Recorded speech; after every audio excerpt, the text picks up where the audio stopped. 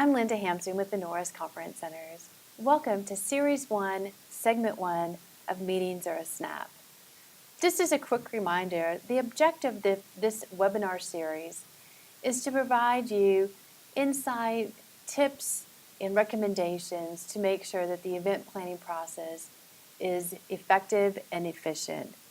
We use checklists, worksheets, and resources to help ensure that you consider the most important issues associated with your event, avoid mistakes, stay within your budget, identify time-saving opportunities, and overall, just a step-by-step process to ensure that the event planning process is fun and a stress-free experience for you. So if you remember our introduction, meetings are a snap. The first S in SNAP stands for selecting a venue.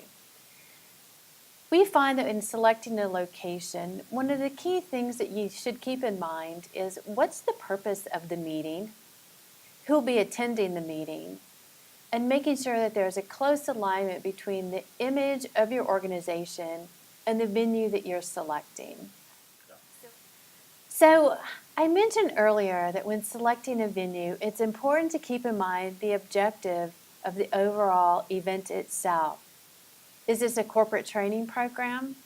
Is it an event that will be attended by your clients?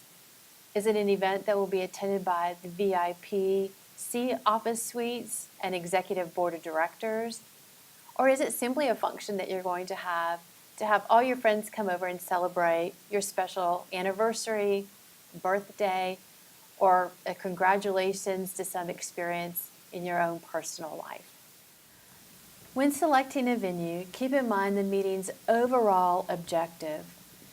While keeping in mind where your clients are traveling from, if you don't keep in mind the overall objective of the training class itself, the venue itself may send a different image than the one that you're either trying to create and or reflect as part of your corporate image itself.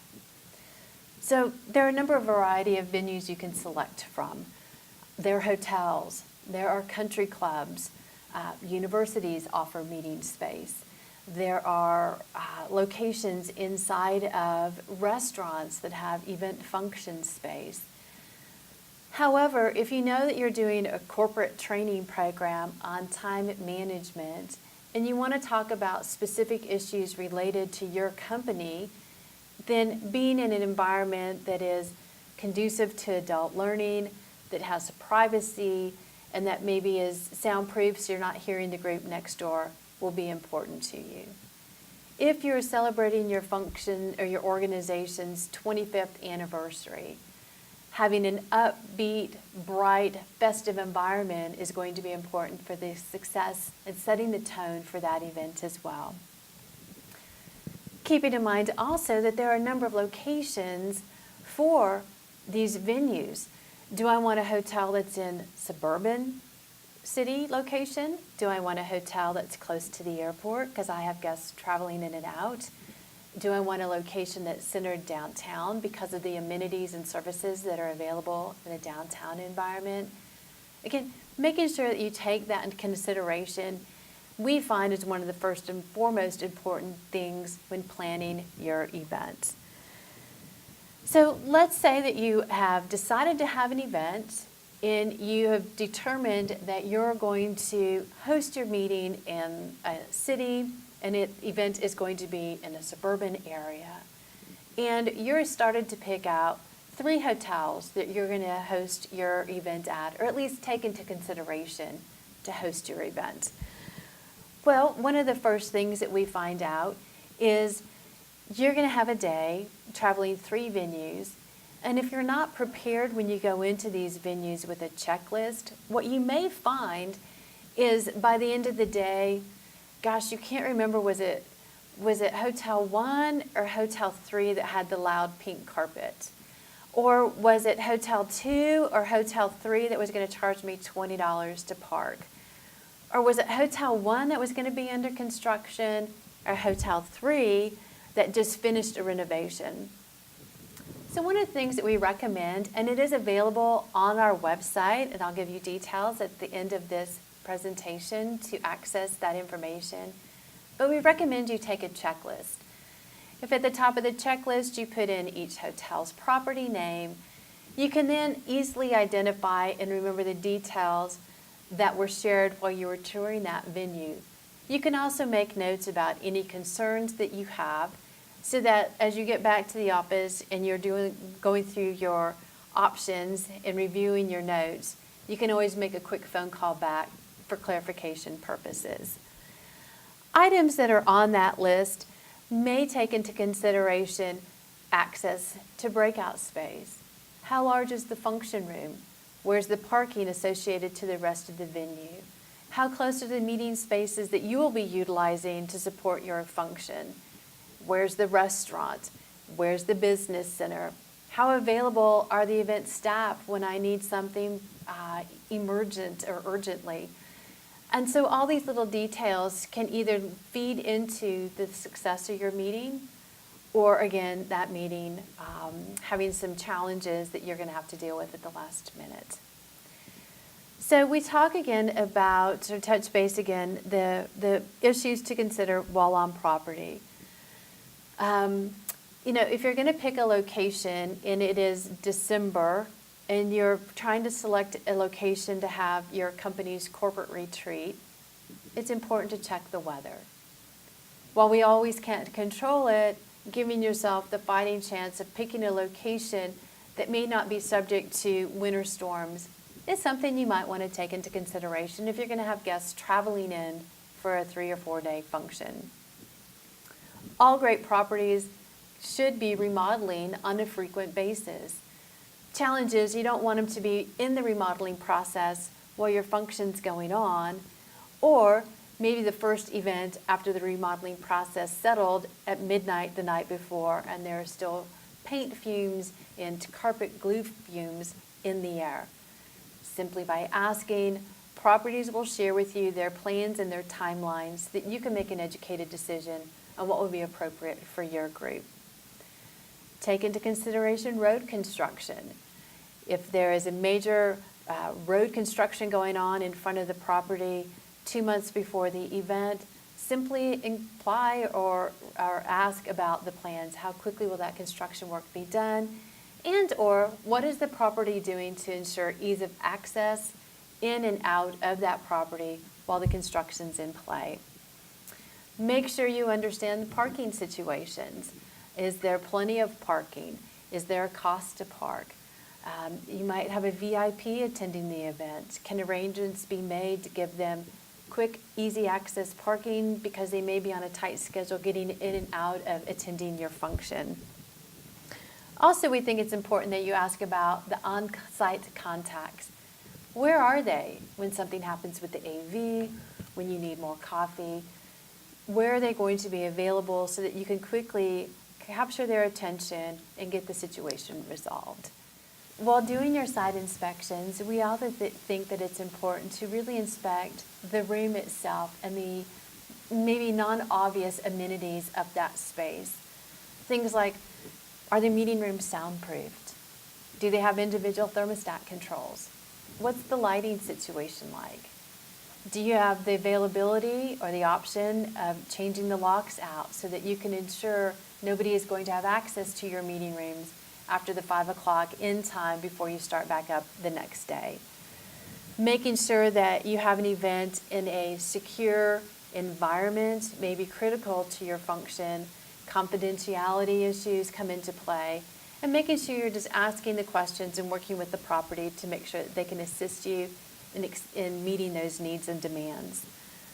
Another thing that you should take into consideration when visiting sites is having a conversation about food and beverage options that are available. Look at the menu selections. Ask questions about the flexibility of the menu. Don't hesitate to inquire about pricing. And if you don't plan on servicing your clients with lunch or dinner, but they're going to have a lunch or dinner break, what restaurants are either on property or within close proximity to meet their dining needs? Ask about audiovisual equipment. It's not necessarily critical that the AV equipment is managed by an on-property service. What we find is critical and important is that there is a plan to take care of any AV issues if they were to arise during your event. On-site versus off-site might not be important. Again, it's how quickly can they get in the room and change out a bulb or add a piece of equipment that was missing from the beginning. Also, you want to take into consideration the condition of the equipment. If I'm going to be doing an event that's going to require a PowerPoint presentation for all 8 hours, I simply want to inquire about maybe the longevity of the light bulb in the video projection unit that I'm going to be using that day. Is it fresh? Has it been in play for 800 hours? And just get an idea of the status of the equipment before you just jump right in. Services and amenities on the different properties is also important. Most venues will have a business center. Fantastic. Where are they located? What are the hours of operation? If somebody needs assistance, who's available to assist them? Where's the staffing located? Again, if I need help with a room reservation at the last minute, or I need help with getting coffee into my room, where do I need to go to get those requests met? Another thing that we encourage our event planners to ask about is a 24-hour hold on the event space if you're going to be there consecutive days. What we find is that our industry is in the business of selling rooms and optimizing that space. So it's not uncommon that you'll refer to us of flipping a room. Flipping a room simply means that customer A is finished with the space and customer B is now going to utilize that space. But if I have a 2-day function, I want to leave equipment in the room from my first day. I want to leave possibly sensitive information on flip charts in the room. Making sure that I have 24-hour access to that space will be critical so that the room doesn't get flipped, materials misplaced or exposed that I'm not ready to share, and not put back in the correct order by the time I start my meeting the next morning. You know, our industry is about a 25-year-old industry as far as being event planners. Certified event planners go through a fairly rigorous process of training and education to become certified meeting planners. And they're dealing with everything from flying guests to and from the event, hiring talent, negotiating contracts, making sure payments are made. But the beautiful thing is, over the years, there are a number of industries that have popped up to support this process. So if you're new to the event planning process and you're looking for resources, I would encourage you to consider reaching out to the local Convention and Visitors Bureau in your city or town. You may also want to look into IAC. It's the International Association of Conference Centers. There are also websites available that can help you send out an RFP, which is a request for a proposal. Things from C-Vent to unique venues, Party Pop, are just some of the programs, or excuse me, some of the sites available to you to help with your event planning process. You can also hire companies like Helms Briscoe or destination management companies. These organizations are designed to support you, the event planner, with a nominal cost to the organizations who are planning the event, because they'll seek reimbursement from the locations that they have selected to support your function. So keep in mind, meetings are a snap. Selecting the right venue is the first place to start when planning your event. Making sure you take into consideration the image and the nature of the function, and always keep in mind the participants. Again, where are they coming from? What's going to be important to them? I would encourage you to visit our website, norriscenters.com, where you can find additional resources. Meetings are a snap, whether they're worksheets or checklists that you can download. Many of those resources are available on our site. Thank you, and I hope we see you again for Segment 1, Section 2, Features of a Conducive Learning Environment.